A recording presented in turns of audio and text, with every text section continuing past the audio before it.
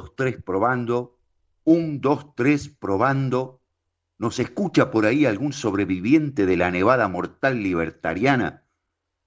Hoy más que nunca se impone recordar que la psicología de Occidente no se derrumba por el miedo a los misiles, sino por la posibilidad de que crezca un modelo de sociedad independiente del suyo.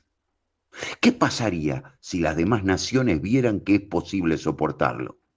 ¿Qué pasaría si los condenados de la tierra no solo lograran sobrevivir, sino también convertirse en una amenaza para el sistema mundial? Ese escenario donde el sentido de pertenencia a una comunidad de destino vence al dólar, rompe la lógica misma del imperialismo. Entre nosotros, durante mucho tiempo, en el rango y mida de la política tradicional, a cada opción conservadora la sucedía alguna versión ayornada de esa fuerza política que naciera un 17 de octubre de 1945, llamada a cumplir un rol reparador. Pero en caso de que la libertad avanza desbarranque, en este punto de inflexión de la historia patria, a la hora de barajar recambios, cunde la incertidumbre. Muy probablemente lo nuevo se venga gestando desde las periferias de la Argentina profunda, pero en todo caso, lo cierto es que lo viene haciendo a paso de tortuga.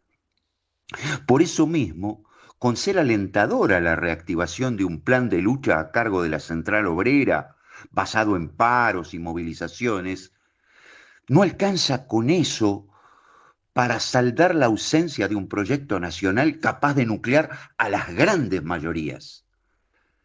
Por eso mismo resulta tan oportuno celebrar el estreno simultáneo en 190 países de la serie nacional El Eternauta, verdadero Martín Fierro de la novela gráfica argenta, cuyo espíritu puesto en práctica le costó la vida al guionista argentino y militante montonero Héctor Germán Oesterhel y a sus 4 hijas. Los sellos que invaden nuestro planeta en la historieta oestergeliana saben que los pueblos no se suicidan y se aprestan sin prisa pero sin pausa a sofocar la inexorable reacción popular. Acaba de visitarnos el almirante Alvin Halsey, jefe del Comando Sur de Estados Unidos. Se trata de la primera vez que dicho jerarca militar pisa nuestro territorio desde que asumió el mando de ese cargo en noviembre de 2024. Y su propósito se anuncia como el de fortalecer la asociación estratégica entre Estados Unidos y Argentina, lo que no deja ni la menor sombra de duda en cuanto que para la administración Trump, el gobierno de Milei constituye la máxima garantía de control geopolítico en el Cono Sur. Con el fin de blindar su proyecto de dominación, el Ministerio de Defensa acaba de lanzar el operativo Roca, que tendría como propósito aumentar la vigilancia en las regiones rurales del norte y noreste, utilizando tanto recursos terrestres como aeroespaciales. Tal intervención faculta a las tropas para proceder a la aprehensión transitoria de personas sorprendidas cometiendo delitos de flagrancia, debiendo notificar de inmediato a las fuerzas de seguridad, al juzgado pertinente o al Ministerio Público Fiscal para que se tomen las acciones que correspondan.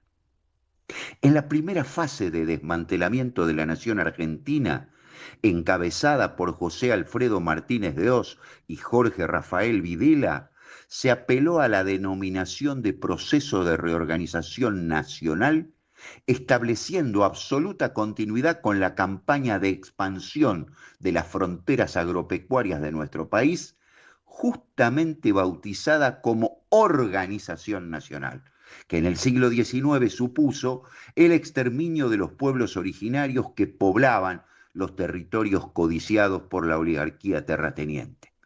Justamente el máximo referente de aquella gesta fue el político y militar que ahora designa a una nueva amenaza represiva, en lo que promete ser la fase terminal de la entrega de la patria, encabezada por los Milei y los Caputo. Por lo pronto, la serie mencionada anteriormente que tanto nos honra y viene convirtiéndose en un éxito global, arriba en el momento justo para refrescarnos dos cuestiones fundamentales: que nadie se salva solo y que con técnica y picardía se puede aventajar a la mayor tecnología, lo cual evoca jalones fundamentales y asordinados de nuestra resistencia popular, como cuando los obreros de la caña tucumanos fueron capaces de generarle grandes pérdidas a las patronales terratenientes, soltando cantidad de hormigas en los depósitos de azúcar.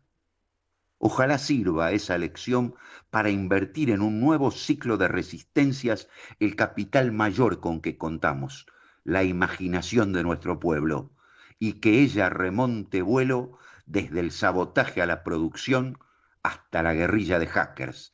Se lo debemos al futuro.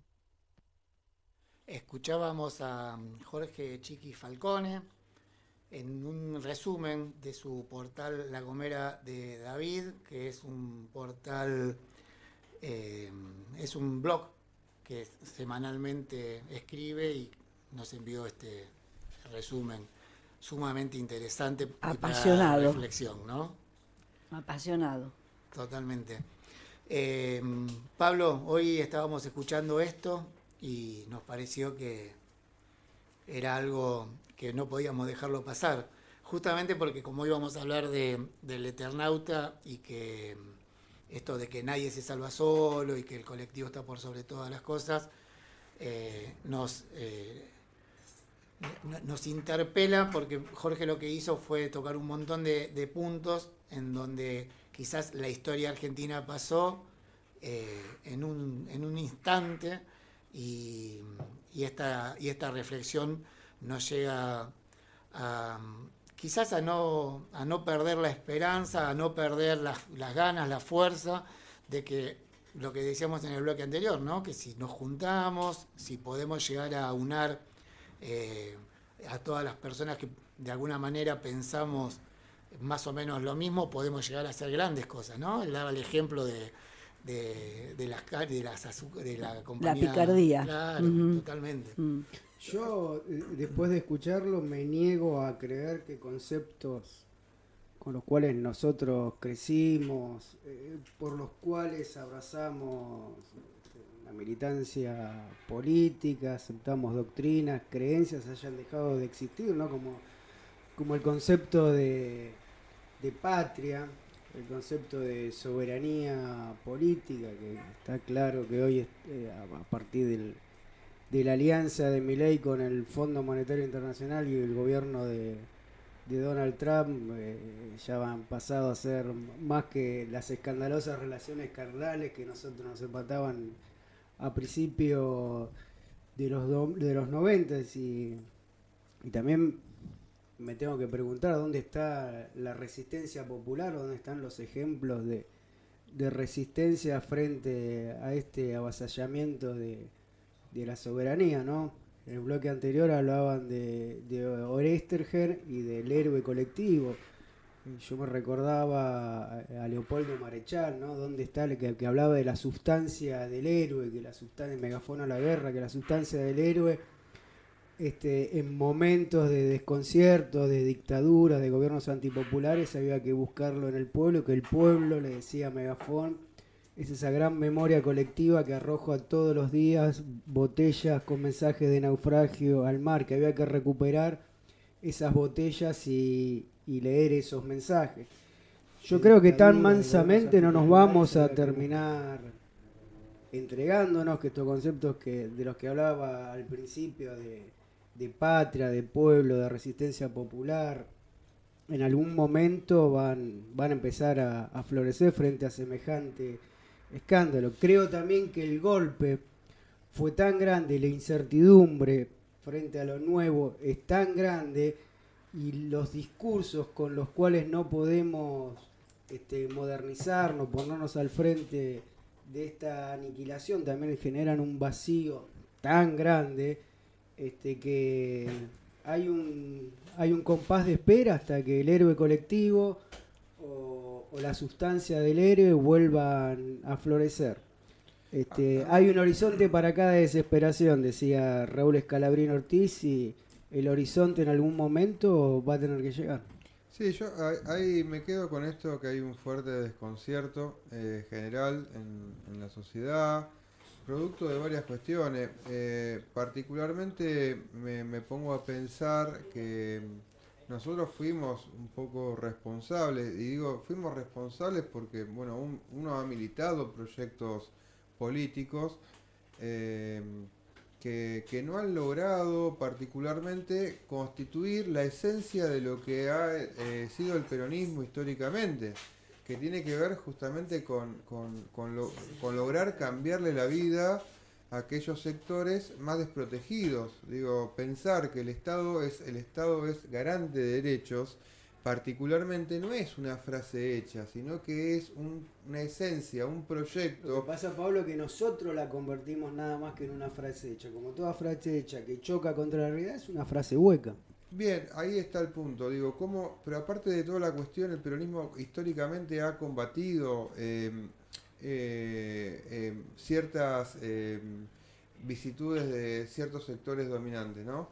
Porque ha pensado estratégicamente en una identidad nacional que tiene que ver con la comunidad organizada, Feola. Digo, pero eso Pablo, particularmente... ¿no se fue ayornando el peronismo y después se fue desviando de eso?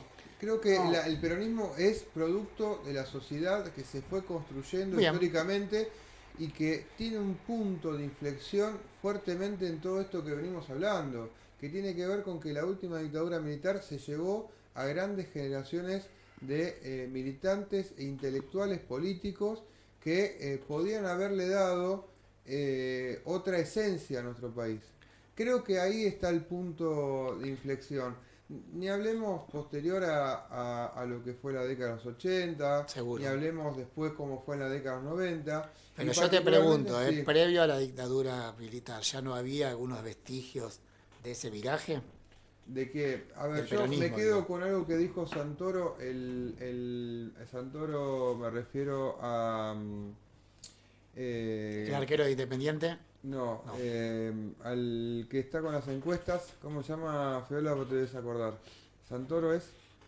bueno, no importa, ahora ya se me fue el nombre. Hay una particularidad, cuando el problema fue haber comprendido al peronismo como izquierda y derecha.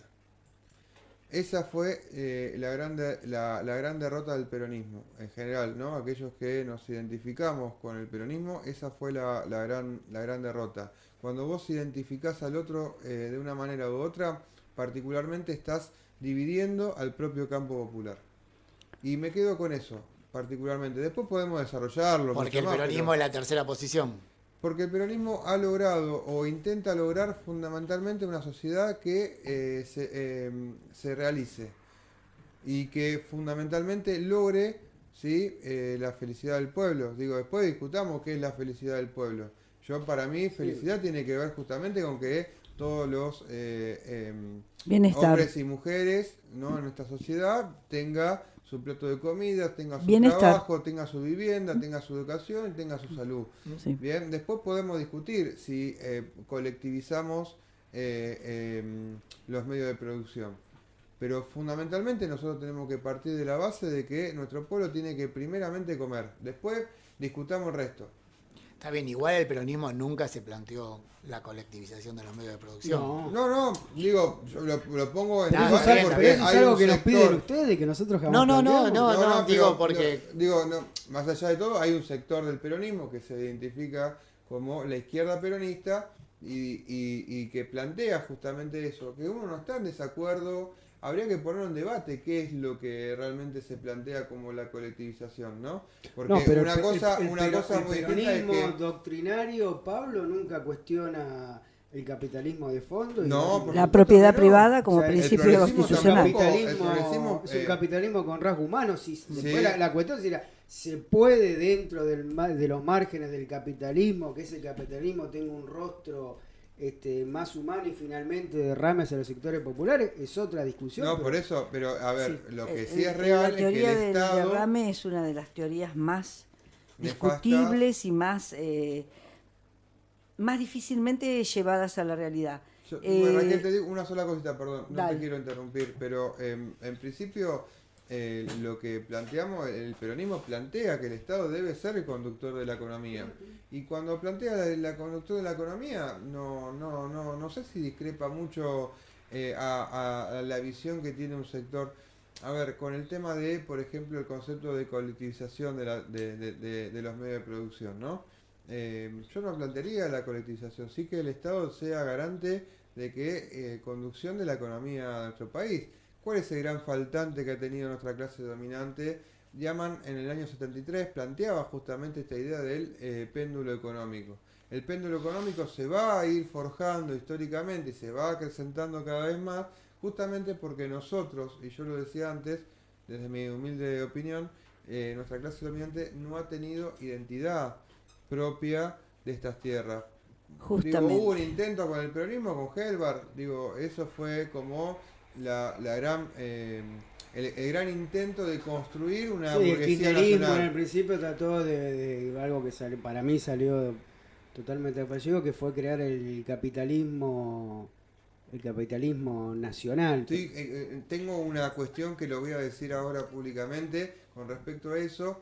Nosotros veníamos de una crisis, ¿no? Crisis Sí. del 2001, falta Siempre. de trabajo, fuerte desocupación, ¿no? Néstor tuvo un gran proceso de crecimiento porque estábamos muy por debajo de los niveles de desarrollo que podíamos tener y ha logrado un punto muy grande, ¿no? En sus 4 años de gobierno, de crecimiento.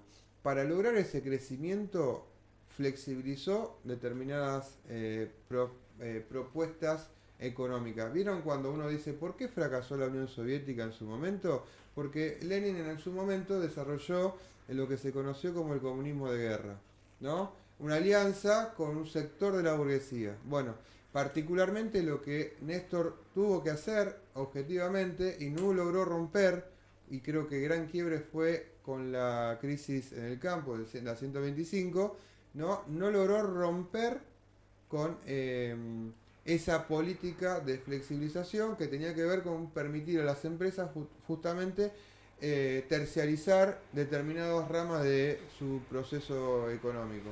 Yo fui un empleado durante 3 años aproximadamente en una concesionaria donde yo cobraba un cuarto de lo que cobraba un empleado de Esmata.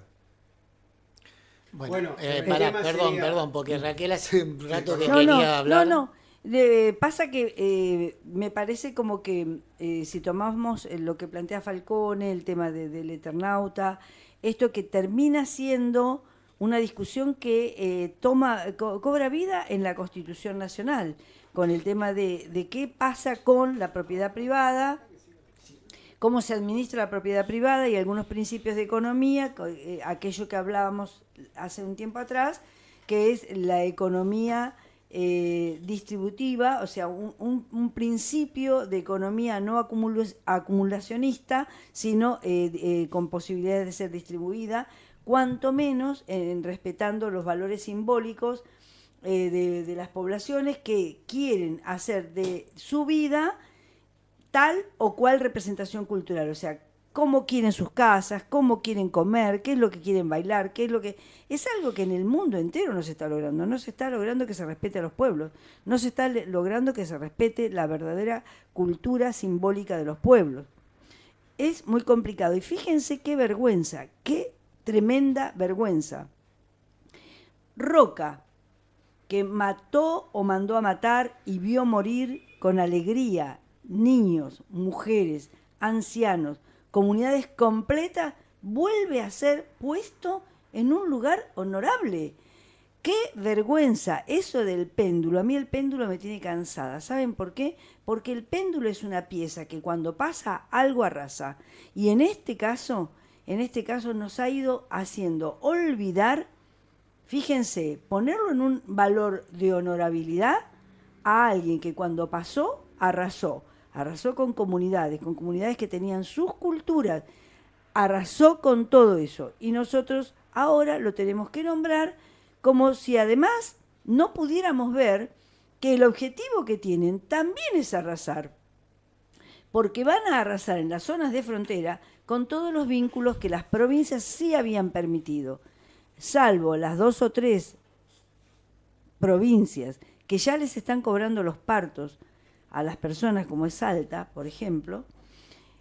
Esas 2 o 3 provincias que ya renegaron de los lazos de hermandad son las que, digamos, lo están haciendo tal como ellos lo esperan. Pero hay una serie de provincias que conservaban esos lazos de hermandad, que ahora, otra vez, este péndulo del olvido va a lograr que arrase. Otra vez sobre las comunidades. Roca tiene el monumento más grande, más importante de la ciudad de Buenos Aires, porque es el San Martín de la burguesía terrateniente, ya que él fue el artífice de la repartija de las tierras entre los grandes latifundios. Y eso explica todo. Bueno, estamos en Cantabel, se pueden comunicar acá, se comunicó Tribu Howard, dice gran historia, gran serie, El Eternauta, dice. Se pueden comunicar en YouTube a Primate Radio OK o un mensaje al 2564 5694. ¿Les parece que vayamos a un corte y después vamos con las pastillitas? Perfecto.